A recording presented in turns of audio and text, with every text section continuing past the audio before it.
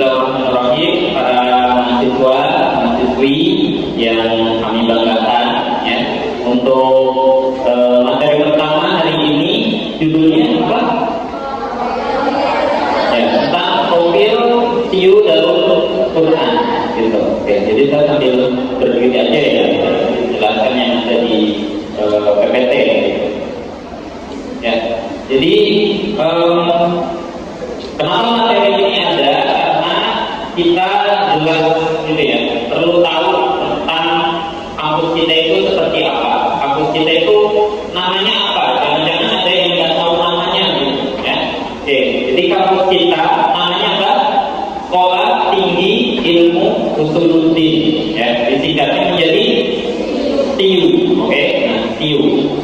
Nah, meskipun yayasan kita namanya Darul Quran Mulia DQM gitu ya, tapi kampus kita tidak ada kuliahnya gitu. Jadi jangan disebut kuliah di mana, di TIU DQM. Nah, itu sebetulnya betul atau salah? Ya, kurang tepat gitu ya. Karena nama resminya kita hanya disebut sebagai TIU Darul Quran saja ya. Jadi TIU DQI gitu. Nah, TIU DQI ini punya tagline. Kalau tagline ya, tagline itu kayak tadi apa? PPAK. Kalau disebut PPAK, jawabannya apa tadi? Success is with rich.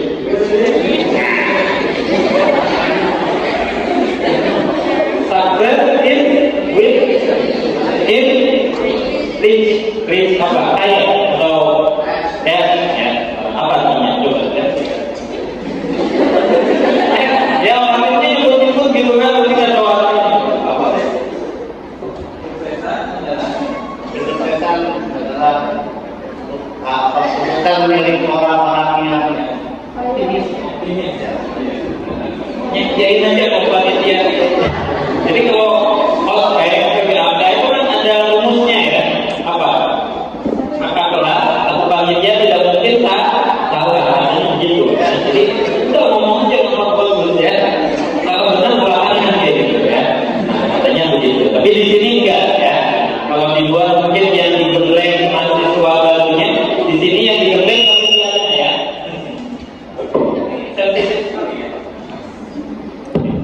Baik. Jadi kembali tadi, TIU Darul Quran punya tagline. Tagline-nya apa?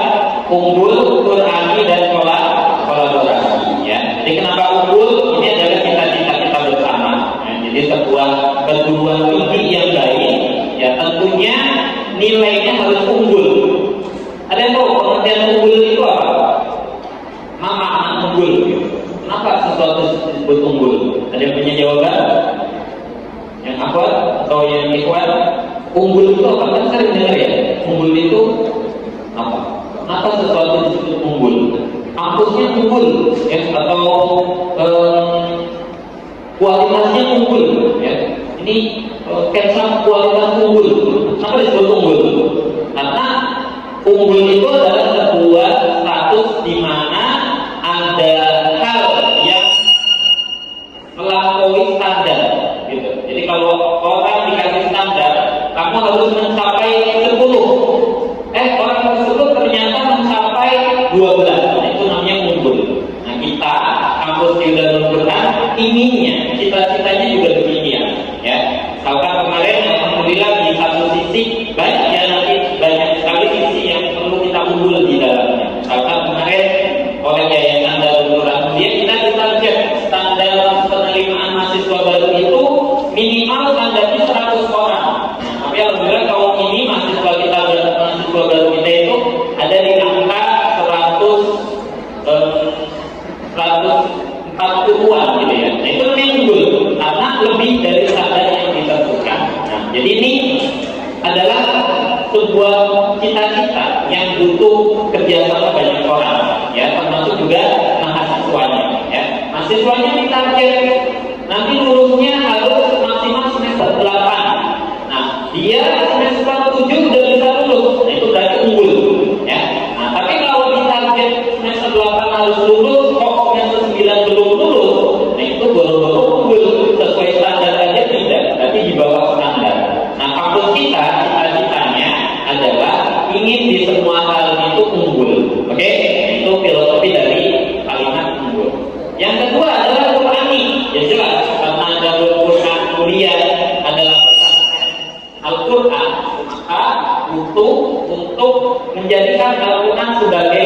spirit ya sebagai landasan perjuangan, landasan segala aktivitas yang ada di STIU Darul Quran. Jadi nomor 2 ini adalah Quran. Apa? Kumpul, Qurani, dan nomor 3 apa? Kolaborasi. Nah, kolaborasi itu jalannya. Kita nggak akan bisa unggul, kita tidak akan bisa optimal ya menjadikan Al-Quran itu sebagai asas kecuali dengan melakukan kolaborasi ya, entah kolaborasi antar mahasiswa, mahasiswa dengan dosen, dengan dema dan lain sebagainya. Nah, maka 3 hal ini menjadi tagline dari STIU Darul Quran ya. Jadi sekali lagi apa tagline-nya 3 tadi? Unggul, Qurani, dan kolaborasi. Nama kampusnya apa? STIU Darul Quran. Oke ya, di sini dari covernya. Nah, lanjut, apa yang kita perlu tahu dari kampus kita ini? Minimal kita tahu lah sejarahnya.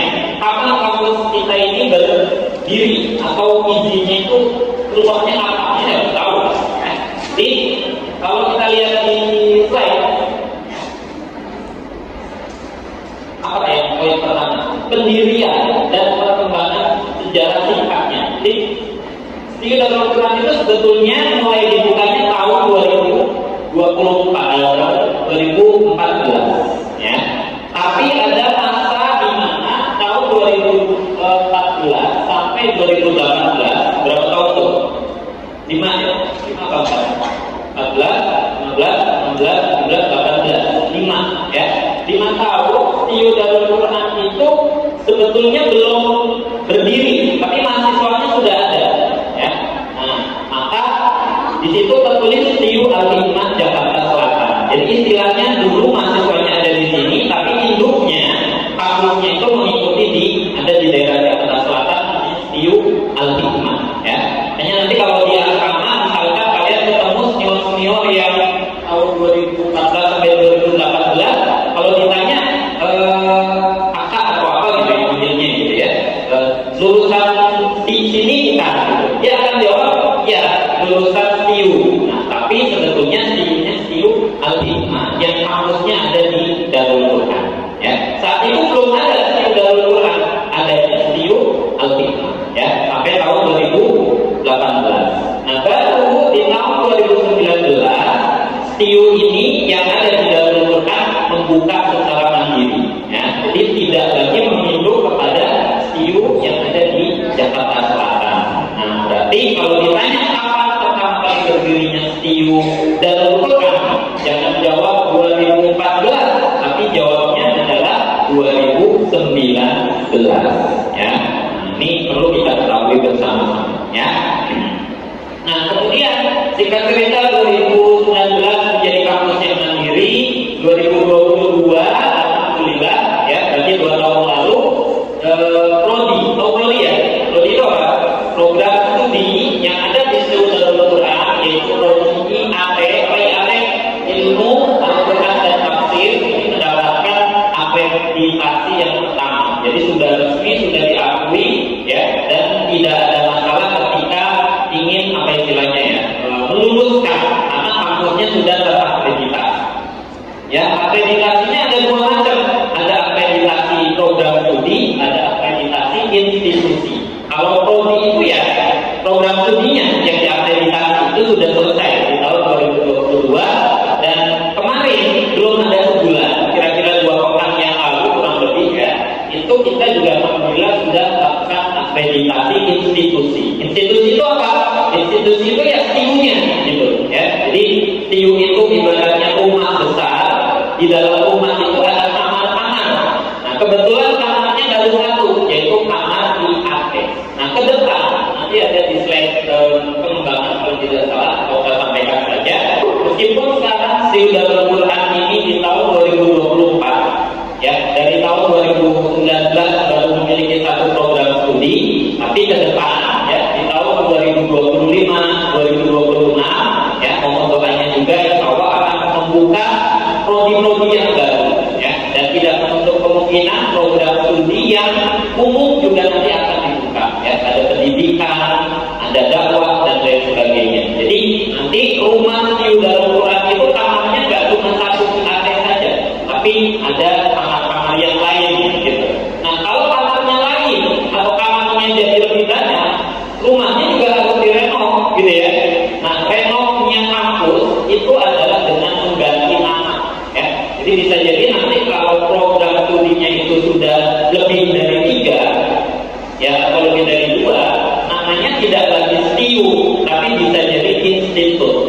disebut Darul Quran. Karena butuh rumah yang lebih besar agar kamarnya muat di dalam gitu ya. Nah, untuk saat ini Tiu itu rumah kecil ya, dan kamarnya juga baru satu, yaitu kamar IKT. Nah, tapi saya sampaikan adanya satu rumah kecil ini dengan satu kamar ini di satu sisi memang kelihatan kecil, tapi kan di sisi lain artinya kita tidak akan diduakan, enggak ya. Semua dosen, semua tenaga pendidik dan lain sebagainya sampai saat ini kita bersyukur ya semuanya fokus di IAT gitu. Jadi ada satu kamar yang diurus oleh semua orang. Jadi insya Allah ini kamar yang VIP jadinya ya, dibanding dengan rumah yang sangat besar kamarnya banyak itu bagi-bagi nanti fokusnya gitu ya. Tapi untuk saat ini dengan adanya satu prodi ini mudah-mudahan lebih maksimal ya. Jadi satu tapi kita fokuskan. Nah, ya ini adalah sejarah singkat tentang Tiu Darul Quran. Nah, poin berikutnya tentang ketuanya dari awal sampai sekarang ya. Kalau kita lihat di gambar ya di slide, nomor satu itu ada Dr. Abdul Ghani M.Hum ya. Beliau adalah ketua Tiu yang pertama dari tahun 2014 sampai 2022 ya. Nanti kalau beliau juga akan mengisi materi kalau tidak salah sore atau besok ya, tapi ada beliau ya, Dr. Abdul Ghani. Nah, setelah Dr. Abdul Ghani 2022 diganti oleh Ustaz Abdul Hanan Arifani. Tadi beliau juga hadir ya. 2 tahun dari 2022 sampai 2024. Nah, saya ya kebetulan ditunjuk, diberikan amanah untuk meneruskan estafet dari Ustaz Abdul Ghani, Ustaz Abdul Hanan baru saya ya. Di 2024 ya bawaanlah ya, mudah-mudahan nanti semuanya sehat, saya juga sehat ya, dan kita bisa lebih untuk tadi ya katanya biar go internasional atau apapun itu ya, saya tidak bisa sendiri, saya pasti butuh dari kolaborasi ya di awal oleh semua pihak, baik mahasiswanya, baik dosennya, baik yayasan dan lain sebagainya ya. Ini adalah sejarah kampus kita yang perlu kita ketahui bersama-sama. Oke, clear sampai sini, paham sejarahnya ya. Nah, nanti di akhir kita tes ya, berat kamu berapa Tiu Darul Quran berdiri ya. So nanti kita lihat. Sekarang masuk ke visi dan misi. Nah, visi dan misi ini nggak harus dihafal, khususnya di bagian misi ya. Tapi kalau misi yang di atas, jadi ada visi ada misi. Nah, yang paling penting untuk kita ketahui bersama visinya aja dulu ya. Visinya apa? Menjadi pusat pendidikan, riset dan pengembangan masyarakat yang unggul dan integratif berbasis nilai-nilai Al-Quran yang universal. Nah, ini adalah visi ya dari kampus kita Tiu Darul Quran. Nah, ada yang sudah apa? Menjadi pusat pendidikan, riset dan pengembangan masyarakat yang unggul dan integratif berbasis nilai-nilai Al-Quran yang universal. Gitu. Nah, itu ya paling tidak yang harus kita hafal gitu ya. Tapi kalau untuk misi 1 sampai 4 karena kalimatnya lumayan panjang, ya maka tidak harus dihafal. Untuk saat ini ya hafal visi aja dulu gitu. Ya. Dan visi ini kalau saya sampaikan masih mungkin untuk direvisi ya. Tapi sejauh yang kita sudah tetapkan visinya adalah yang ada di slide. Ya. Jadi untuk sementara ya kalaupun nanti ada perubahan kalau tidak akan jauh dari kalimat yang sudah kita cantumkan. Oke, seperti itu. Jadi sekali lagi atau boleh dibaca sama-sama visi Tiu Darul Quran apa? Menjadi pusat pendidikan, riset dan pengembangan masyarakat yang unggul dan integratif berbasis nilai-nilai Al-Quran yang universal. Ya. Ini udah apa? Yang mau coba? Nah, kalau bisa udah boleh langsung pulang. Tapi sama panitia boleh. Ya, apa tadi? Jadi pusat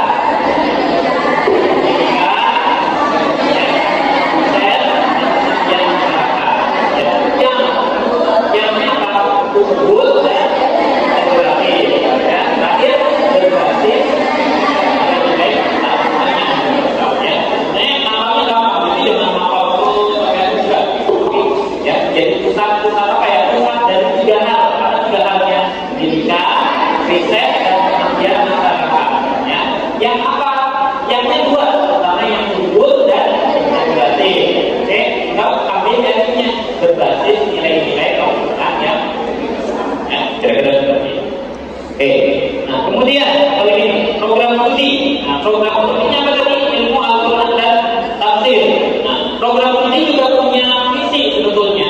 Apa visinya? Menjadi, boleh dibaca dulu sama-sama, menjadi program studi yang betul dari pendidikan, riset, dan pengembangan masyarakat melalui pengembangan studi ilmu Al-Quran dan tafsir yang berwawasan keindonesiaan berbasis sarana tafsir klasik dan kontemporer. Ya. Jadi intinya di sini ini nggak harus dihafal ya, yang dihafal tadi aja dulu, yang hapus aja dulu gitu ya. Yang hapus. Nah, ini yang penting kita pahami. Jadi kalau program studi kita ilmu Al-Quran dan tafsir ya tentunya merupakan turunan dari visi kampus. Kalau kampusnya pengen unggul, ya sama, program studinya harus unggul juga, begitu. Ya. Nah, yang namanya perguruan tinggi pasti ada 3 hal yang tadi kita sebutkan. Apa itu? Pendidikan, riset, dan pengembangan masyarakat. Itu pasti ada 3 hal.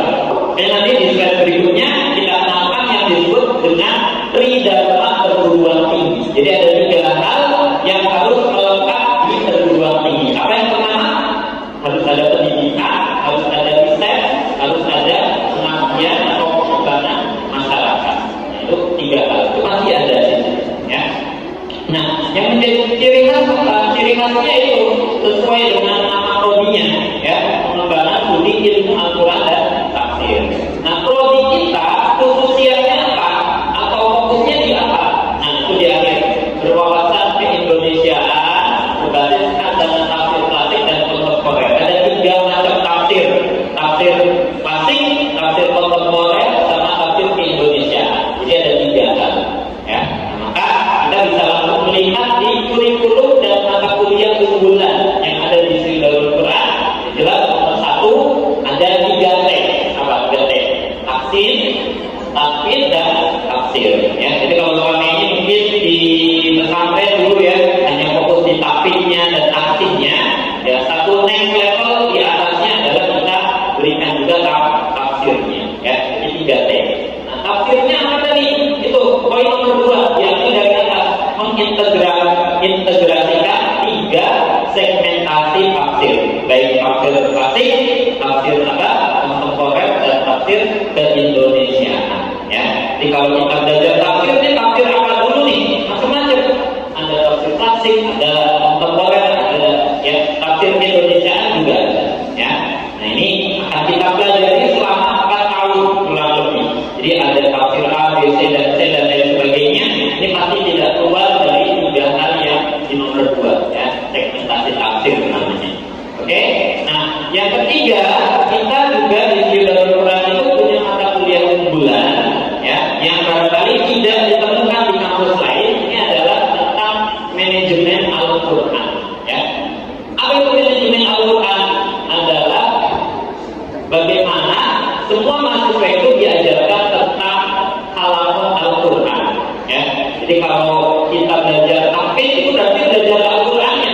Tapi kalau belajar mengelola pesantren tahfidz itu berarti belajar manajemen Al-Qurannya. Ya, karena lulusan-lulusan kita, ya, kita setting siap untuk menjadi apa istilahnya, mudir, siap untuk menjadi pimpinan untuk pesantren tahfidz Al-Quran. Jadi diajarkan nanti gimana sih cara mengelola halaqah yang baik, bagaimana cara mengelola halaqah Al-Quran agar berhasil.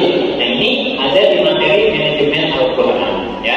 Nah, ini nanti ada semester 1, semester 2, dan lain sebagainya dipecah-pecah. Nanti sama Ustaz Anas Mujahidin akan disampaikan kurikulum kita dari awal sampai akhir. Garis besarnya ya ini, ya, sudah saya sampaikan. Oke, tentang halaqah Al-Quran. Nah, kalau halaqah mungkin sifatnya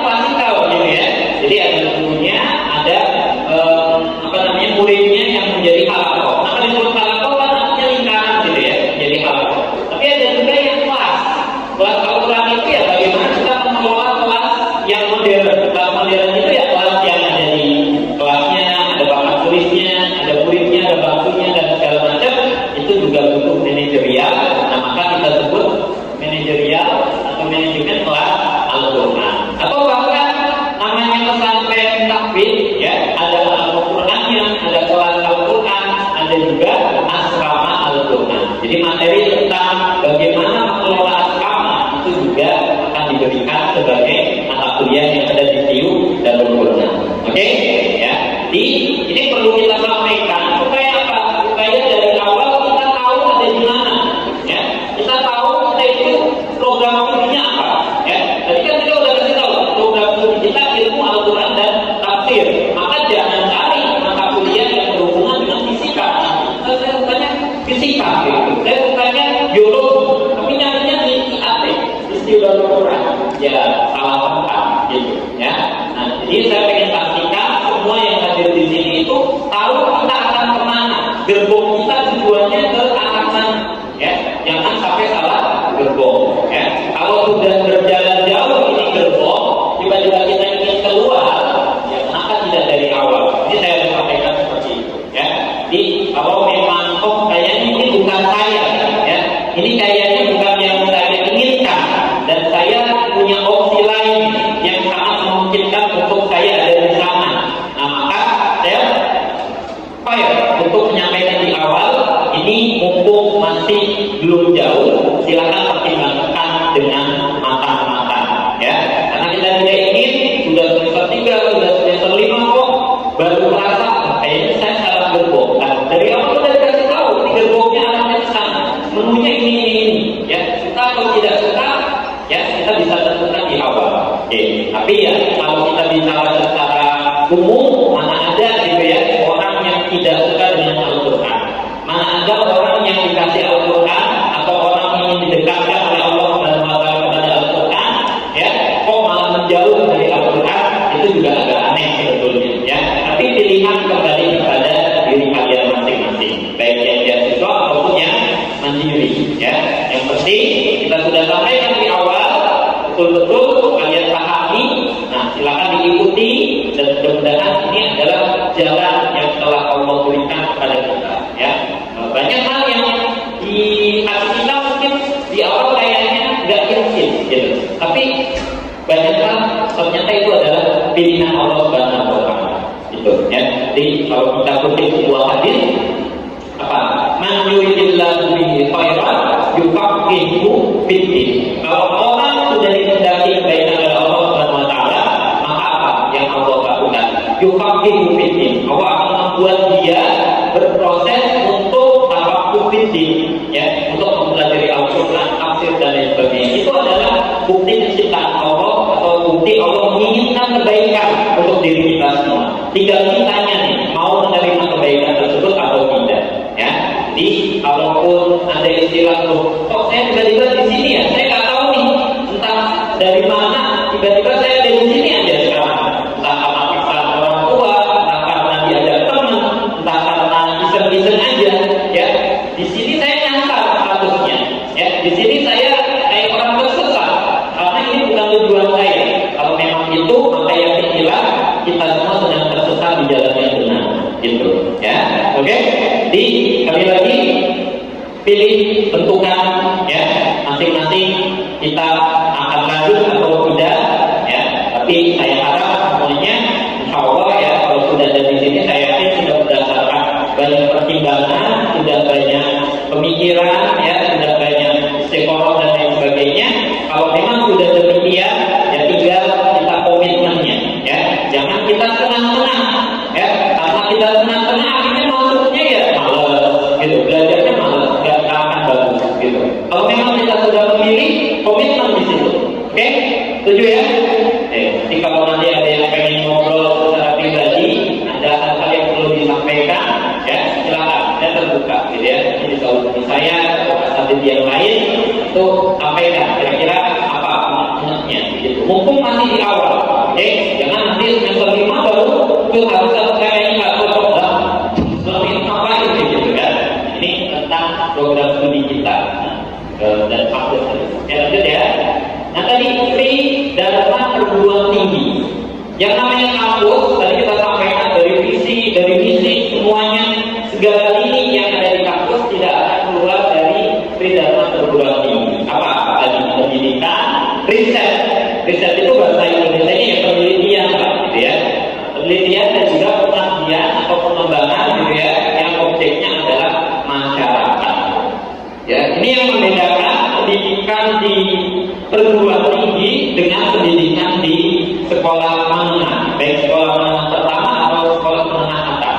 SMP SMA tidak mengenal adanya pengabdian kepada masyarakat, ya, atau kurang akrab dengan apa yang disebut penelitian. Tapi kalau di kampus, baik dosen, mahasiswa, ya, semua yang ada di kampus ini pasti akan bicara tentang pendidikan itu seperti apa. Tidak hanya itu, riset itu nanti seperti apa, penelitian itu bagaimana, ya. Jadi tidak berhenti pada tahapan ada pengetahuan terus kita hafalin, ya.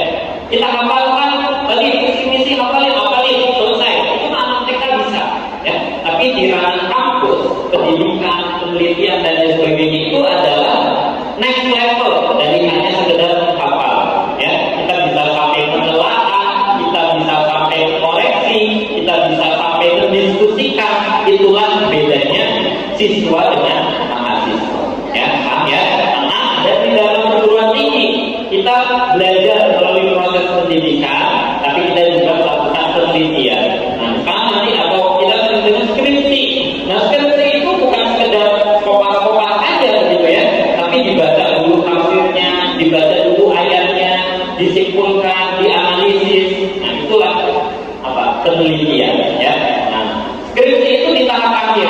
Untuk mencapai skripsi yang baik, maka harus dilatih dari semester 1, semester 2, semester 3. Itu kadang nanti ada tugas membuat makalah, tugas diskusi, tugas membaca sendiri, belajar secara otodidak. Itu adalah kehidupan kita sebagai mahasiswa, ya. Jadi kalau dulu barangkali kita cara belajar itu full disuapin, ya. Yuk baca kitab ini, ya. Babul apa gitu, ya.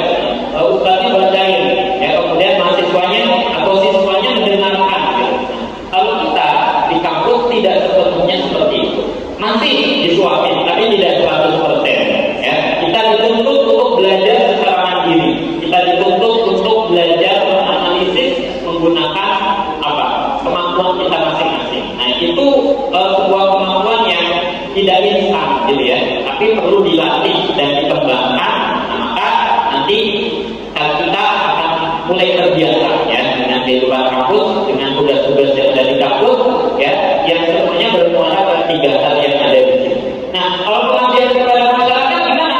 Pengabdian kepada masyarakat itu, ya, misalkan untuk mahasiswa nanti ada program namanya KKN, ya, pernah dengar ya? KKN yang kemarin sempat dijadiin film, ya. Apa judulnya? KKN di Desa Penari. Nah, KKN itu sebetulnya ambil dari sini, pengabdian kepada masyarakat, ya. Singkatannya apa KKN?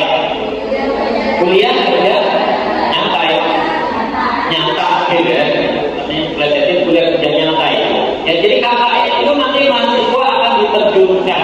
Ya, kalau di Setiu memang tidak sejauh kampus-kampus yang lain, ya, diinapkan di desa mana gitu selama 1 bulan, itu tidak, ya. Sementara yang ada di Setiu, ya, biasanya nanti mahasiswa di semester 7 atau semester 8 dikirim ke TPI yang ada di sekitar Gunung Sindur untuk mengajar ngaji, untuk mengajar kepada asatidz di sana, yaitu namanya program pengabdian kepada masyarakat. Itu harus ada, karena mahasiswa ini hidup tidak hanya untuk dirinya sendiri, tapi hidup untuk masyarakat pada akhirnya. Apalagi yang tinggal di asrama mandiri, ya, yang kemarin kita orientasi, berapa orang yang asrama mandiri, coba tunjukkan.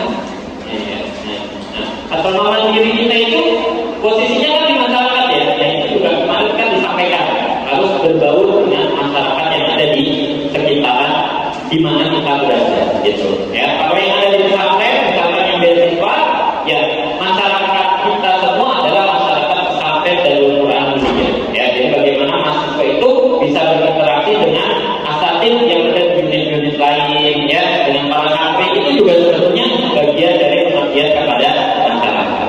Oke, next, ya. Nah, begini.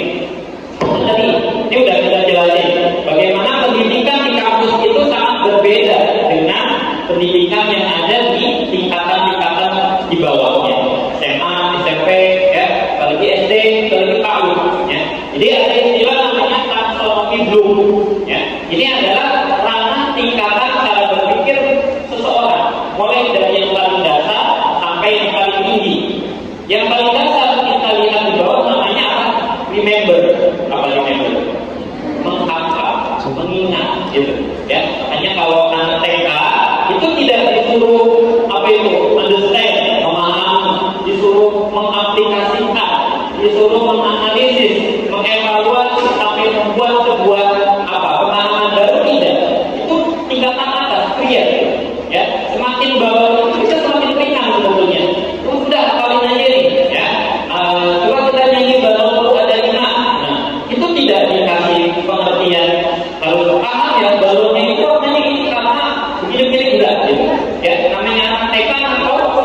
remember saja, suruh hafal saja, ya paham belakangan. Nah, itu gaya belajar yang paling dasar, yaitu dengan menghafal. Gitu. Nah, kita sebagai mahasiswa tentunya lebih, ya apa yang kita hafal, apa yang kita ingat, yang kita remember itu harus ditambah dengan understanding.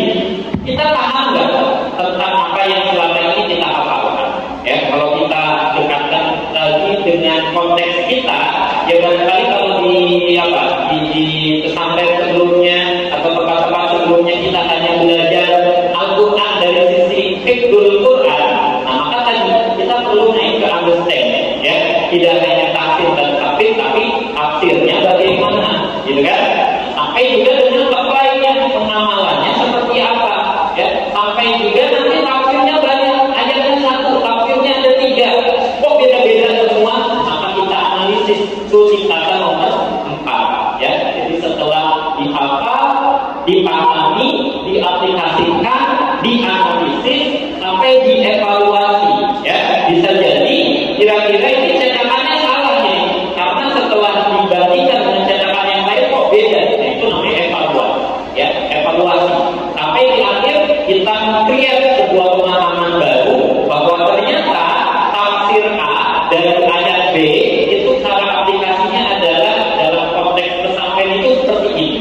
Nah, itu adalah cara berpikir mahasiswa, ya. Jadi tidak hanya sekedar ini apa nih sekolah sekarang, nah itu masih tingkatan yang bawah, gitu ya. Jadi kalau kita sudah punya remembering yang banyak, alhamdulillah, gitu. Tinggal kita tingkatkan di ranah-ranah yang setelahnya, ya. Understanding sampai create di akhir, gitu. Ini penting untuk pendidikan. Nah, perkuliahan untuk pendidikan kita, ya perlu diketahui bahwa untuk di sini kelasnya reguler semua, atau ada yang kelas karyawan di sini yang hadir secara online? Ada kelas karyawan. Oke, kelas hybrid ada juga yang hadir nggak? Kelas hybrid. Oke, ini macam-macam gitu ya. Nah, ini memang kita sediakan kelas-kelas yang berbeda, gitu kan? Nah, kalau yang ada Senin sampai Sabtu itu ada kuliah KBM 1 sampai KBM 8. Setiap hari itu ada 3 mata kuliah, ya.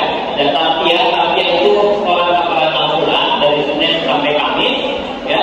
Nah, ini yang di atas adalah mahasiswa yang kelasnya reguler, ya, yang hari Senin sampai hari itu sampai hari Jumat, gitu. Tapi nanti untuk yang kelas karyawan atau hybrid memang belajarnya hanya di Jumat dan Sabtu saja, begitu, ya. Nah, tapi di sini tidak ada perbedaan.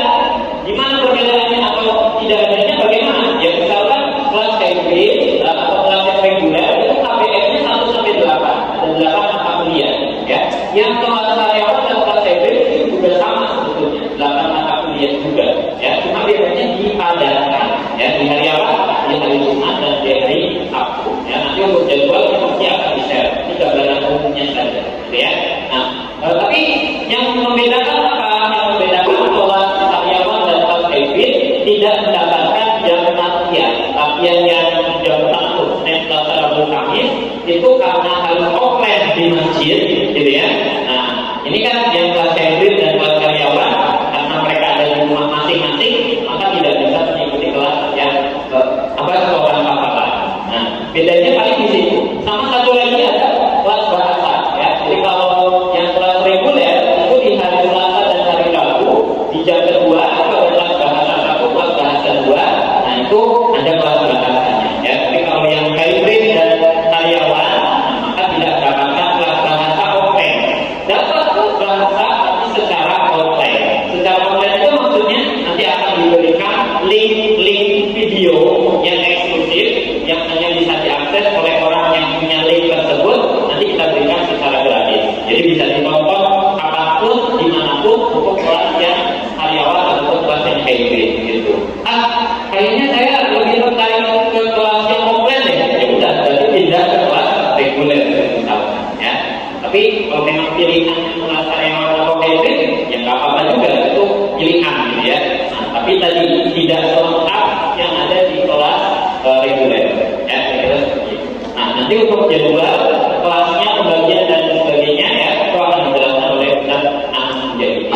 Nah, kemudian rencana pengembangan kampus itu tadi dari tahun 2019 kita berdiri sampai 2024 ini tahapan pertama. Ya, tahapan kedua adalah 5 tahun yang akan datang, 2025 sampai 2029 sampai nanti lanjut lagi 2030 sampai 2034. Ya, yang jelas tadi langkah-langkahnya insya Allah kita akan buka prodi-prodi yang baru, ya. Kemudian juga nanti untuk gedung, ya, gedung perkuliahan sendiri, memang sampai saat ini di Darul Quran istilahnya belum ada gedung yang mandiri. Mandiri itu artinya gedung khusus besar untuk STIU, sampai saat ini masih dalam tahap desain bangunan, ya. Nah, nanti insya Allah mulai tahun depan baru akan dibangun di belakang SDUT, ya. Kalau kalian SDUT, tempat kampus kita sementara sekarang, di belakang itu ada lapangan luas, itu yang insya Allah akan dibangun STIU Darul Quran, atau bukan STIU karena nanti namanya akan berubah, ya, bisa jadi institut atau bahkan bisa jadi universitas. Berarti rumahnya lebih besar lagi, ya. Tapi untuk saat ini, ya, untuk semester 1 khususnya kelasnya masih di gedung yang kita sharing dengan SD, ya. Jadi udah kampus atau belum? Kelas-kelas belum, ya. Nanti akan dikasih tahu, ya, kelasnya di sebelah mana. Nah, itu adalah sebetulnya gedung yang wilayahnya masih berbagi, ya. Bukan gedung SD, tapi gedung yayasan Darul Quran yang dibagi dua, sebagian untuk SD, sebagian untuk STIU, begitu, ya. Tapi untuk kedepannya, Allah gedungnya akan mandiri. Kita sudah ada gedung mandiri, tapi lokalnya masih sedikit. Jadi nanti untuk semester 7 dan sebagian semester 5 kuliahnya akan di gedung baru, ya, gedung baru yang lokalnya masih baru 3 kelas. Itu ada di sebelah sana, ya. Nah, tapi itu untuk semester 7 yang sudah sudah lebih senior, gitu, ya. Kalau yang masih semester 1 masih di gedung lama dulu, ya, sharing dengan yang SD, gitu. Karena kalau di gedung baru yang 3 unit tadi, 3 kelas itu, ya, aksesnya lumayan kalau ke jalan raya dulu, harus ke kanan dulu, masuk lagi, itu nanti akan repot. Jadi lebih baik yang semester awal itu di gedung lama kalau tidak, gitu, ya. Nah, ini untuk pengungkapnya. Kemudian, nah, terakhir, ya, sebelum saya tutup, sebagai seorang mahasiswa kita pasti dihadapkan dengan teknologi yang terus berkembang, ya. Permasalahan yang tidak belum selesai pasti ada, gitu. Siapapun kita pasti punya masalah. Kalau tidak ada masalah berarti bukan manusia, gitu, ya. Atau manusia tapi tidak berpikir. Kalau orang yang berpikir sebagai manusia pasti punya masalah, ya. Sehingga ini ada 4 skill dasar sebagai seorang mahasiswa khususnya yang perlu kita ketahui, perlu kita praktekkan, perlu kita memanfaatkan itu apa, ya? Perlu kita praktekkan, gitu. Apa yang pertama? Pertama adalah kemampuan problem solving, ya. Kemampuan untuk menyelesaikan masalah. Jadi kalau kalian punya masalah, bukan lari, ya, bukan dipendam, tapi di solving. Solving itu artinya diselesaikan, ya. Kita punya dosen, kita punya kakak kelas, kita punya dewan eksekutif mahasiswa, ya, atau kalau yang di asrama mandiri punya musyrifah dan lain sebagainya. Itu adalah orang-orang yang memang tugasnya sebagai problem solver masalah-masalah yang kita hadapi, ya. Jadi jangan ada yang punya masalah tapi dipendam sendiri, oke? Nah, sebelum orang lain, memang, ya, sebagai seorang mahasiswa kita juga punya regulasi di dalam diri kita sendiri untuk menyelesaikan masalahnya seperti apa. Maka kita butuh skill yang dinamakan problem solving, ya. Jadi gimana cara menyelesaikan? Saya nggak tahu tentang A, ya bukan diam aja. Atau saya harus nanya. Kadang-kadang harus nanya. Kita belajar sendiri juga bisa, gitu, ya. Besok seragamnya apa, ya? Responnya apa, ya? Itu kan masalah yang kita nggak tahu. Tapi apakah harus nanya? Ya tidak harus, gitu. Kalau memang bisa dicari sendiri solusinya, kalau memang kemarin sudah dijelasin, tinggal dicari lagi infonya, ketemu harusnya, ya. Jadi kemampuan problem solving. Yang kedua, self management, ya. Bagaimana cara kita mengatur diri kita sendiri, khususnya mengatur waktu. Ini akan jadi sangat urgent bagi seorang mahasiswa, apalagi mahasiswa beasiswa, ya. Alasannya pasti klasik, disuruh kuliah katanya sibuk ngurusin asrama, disuruh menjalankan amanah di asrama katanya sibuk ada tugas kampus, gitu aja, gitu, ya. Padahal banyak juga orang-orang yang berhasil, kakak-kakak kelas kita yang kuliahnya bagus, ya, performa di asrama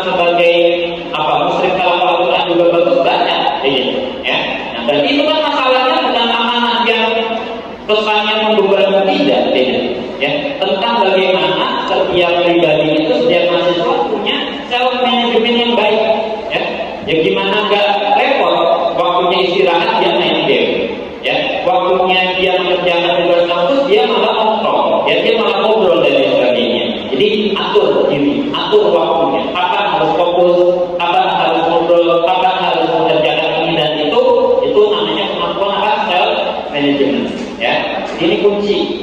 Mau di prodi apapun ini, mau sebagai apapun, apalagi sebagai mahasiswa. Nomor 3, working with people. Apa artinya? Kerja sama dengan orang lain. Ya, bagaimana kita melakukan sesuatu tidak dengan diri kita sendiri. Ya, kita pasti tinggal di lingkungan yang bersama-sama. Ya, bersama teman, bersama ustaz, bersama muslim atau muslimah dan lain sebagainya. Ya, nah, apalagi kalau udah jadi nanti masuk ke organisasi yang beda, jadi kepanitiaan itu, jadi bagian ini, jadi bagian itu nggak bisa kerja sendiri. Ini butuh yang namanya apa?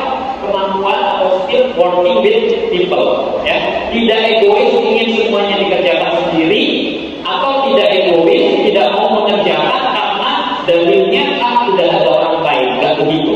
Semuanya dikerjakan bersama-sama. Ya, nomor 3. Dan yang nomor 4, ini juga harus dibangun dari sekarang apa yang disebut dengan skill teknologi adaptation.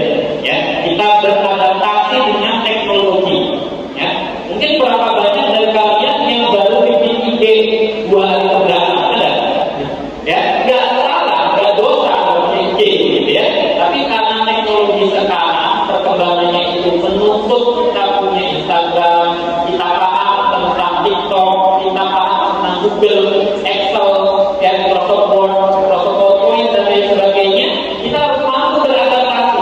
Ya, jadi kalau kita menutup diri, gitu ya, enggak, saya mah ahli kitab aja udah ahli Quran, nggak mau saya punya sosmed itu, nggak bisa, gitu.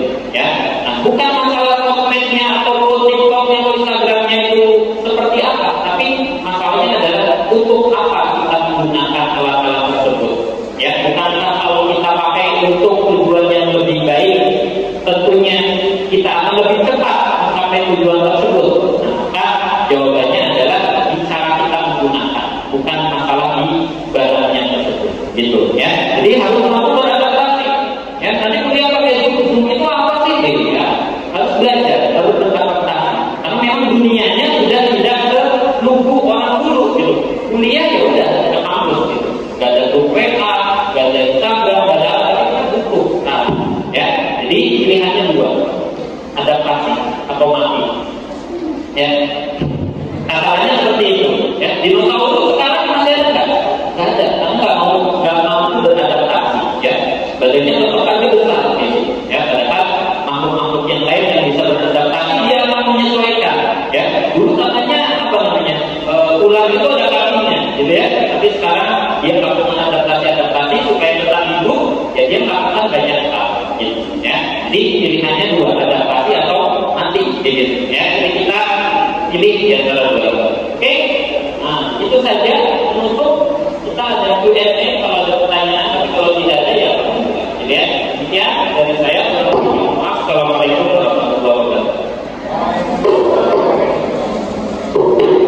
Jazakumullah khair kepada Ustaz Zaki Mumtaz Ali yang telah menyampaikan materi pada pagi hari ini.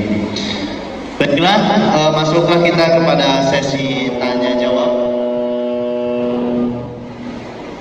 Masuklah kita kepada sesi tanya jawab, question and answer dari antum semuanya. Silakan. Kami memberikan kesempatan untuk 1 orang ikhwan dan 1 orang akhwat untuk bertanya tentang materi yang telah disampaikan oleh Ustaz Zaki barusan. Oke, silakan. Apakah ada yang bertanya? Jika ada yang bertanya, silakan bisa memberikan isyarat dengan mengangkat tangan. Oke, silakan. Jadi caranya adalah memperkenalkan terlebih dahulu nama, asal daerah, dari nama kelompok, langsung masuk ke pertanyaan. Silakan.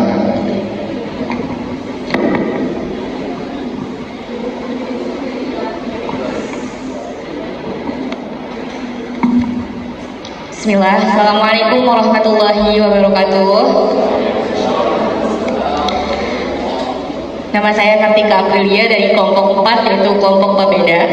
Izin bertanya Ustaz, mengenai Studio Darul Quran, Kami sebagai mahasiswa mungkin ingin tahu apa saja prestasi yang sudah diraih oleh TIU Darul Quran ini, baik mahasiswanya ataupun yang lainnya mungkin. Terima kasih Ustaz. Assalamualaikum.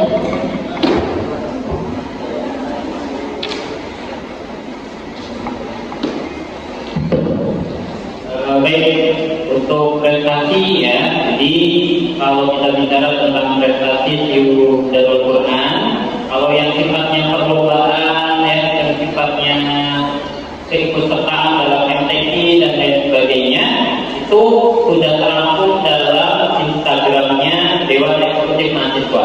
Yaitu hampir setiap bulan kita update siapa yang menang dalam kejuaraan apa, ya itu bisa nanti dicek di Instagramnya Dewan Eksekutif Mahasiswa.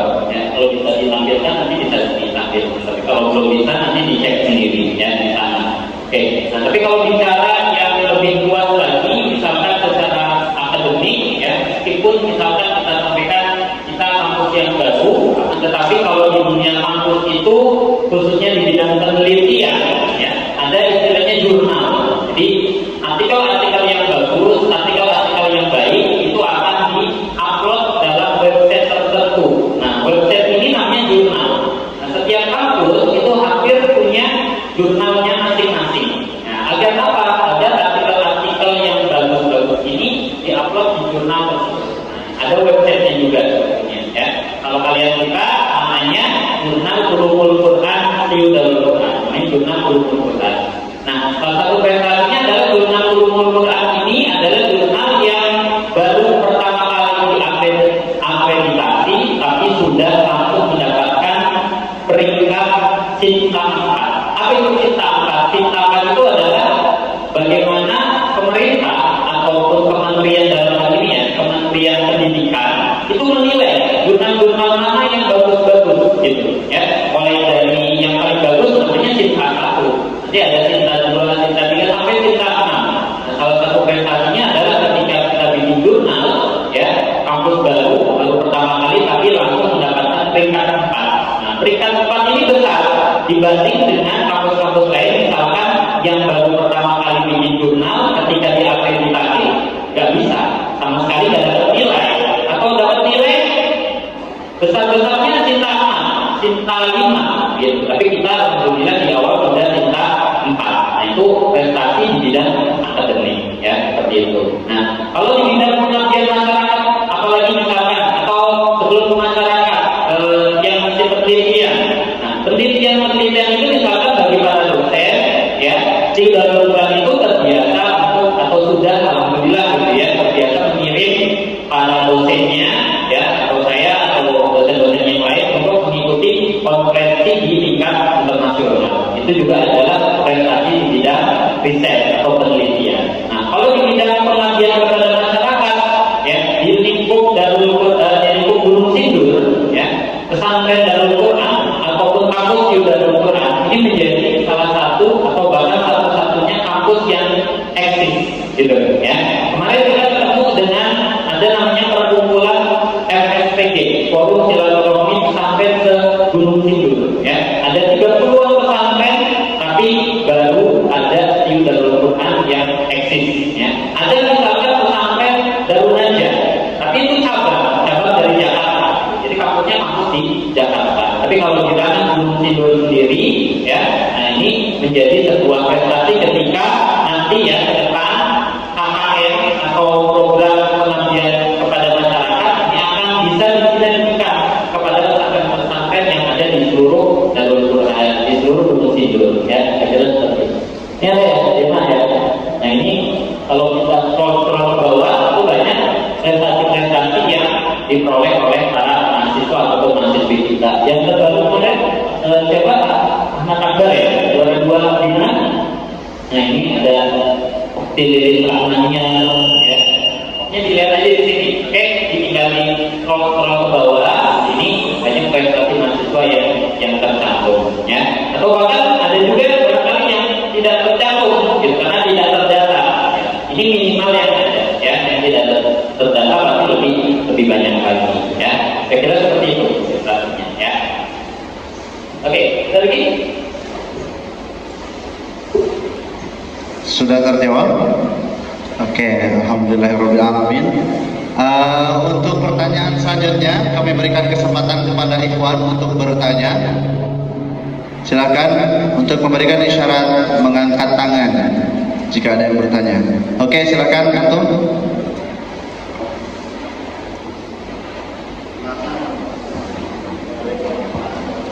Bismillah. Assalamualaikum warahmatullahi wabarakatuh.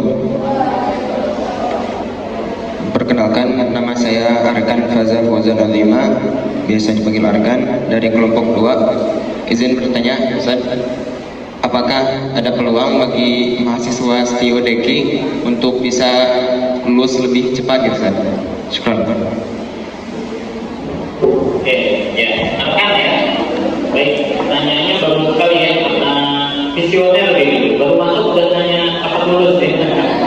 Ya, nah, bagus untuk pertanyaan yang apa cita-cita ke depan gitu ya. Jadi untuk program kelulusan itu dari ukuran sendiri karena kita masih baru satu angkatan itu secara wisuda pasti bareng-bareng, pasti satu angkatan ya. Gak bisa misalkan saya mau wisuda di semester 7 secara sistem mungkin bisa. Tapi wisudanya tetap nanti harus di semester 8. Kan mungkin kita wisuda itu satu orang akan sendirian gitu kan. Nah, jadi kalau wisuda tetap harus bersama-sama. Biasanya kita wisuda itu statusnya udah semester 9 gitu. Nah, semester 9 itu wisudanya aja sebetulnya. Tapi kalau status lulusnya itu minimal sampai dengan saat ini bisa di semester 8 gitu. Jadi paling cepat memang masih di semester 8, tapi banyak atau tidak menutup kemungkinan ketika nanti ya di semester 7 bisa lebih cepat. Karena apa? Misalkan kemarin atau yang sudah berjalan program KKN itu adanya di semester 8. Nah, KKN itu kan wajib, jadi orang nggak bisa lulus sebelum KKN. Nah, karena KKN-nya ada di semester 8, ya otomatis harus sampai semester 8 loh. Kalau dia lulus semester 7, nah berarti belum selesai, masih udah lulus, nggak bisa gitu. Ya, tapi tidak menutup kemungkinan di tahun ajaran yang baru ini kebijakan dari ketua KPN tadi hadir juga Ustaz Tinggi ya atau dari Ustaz Anas dari bidang akademik mungkin saja untuk di semester 7 semuanya sudah selesai ya, jadi semester 8 statusnya sudah lulus tapi wisudanya tetap bersama-sama nanti di semester 9 ya. Jadi kita perlu membedakan mana yang seremonial itu wisudanya, mana yang status kelulusannya. Nah, status kelulusan itu ya sidang skripsi. Nah, jadi kalau memang sidang skripsinya bisa di awal semester 8, kemudian juga KKN-nya sudah di semester 7, tidak ada mata kuliahnya pulang, itu bisa saja dia selesai di semester 7 atau di awal semester 8 sudah sidang. Itu sangat memungkinkan begitu ya. Tapi kalau urusan wisudanya maka tidak bisa sendirian karena kita masih baru satu prodi gitu ya. Jadi wisudanya digabung semuanya di semester 9 ya. Nah, beberapa kakak kelas banyak yang sudah lulus, yang sudah sidang, jadi dia pulang kampung dulu. Nah, nanti kesini lagi ketika sudah sudah waktunya wisuda baru kesini. Itu juga ada yang seperti itu. Jadi kuncinya menurut saya dari awal ya silakan dipersiapkan dengan baik gitu ya. Semester 1-nya serius, semester 2-nya serius ya. Arahan-arahan untuk membuat skripsi, membuat proposal kalau sudah diarahkan kerjakan, kalau pasti cepat ya seperti itu.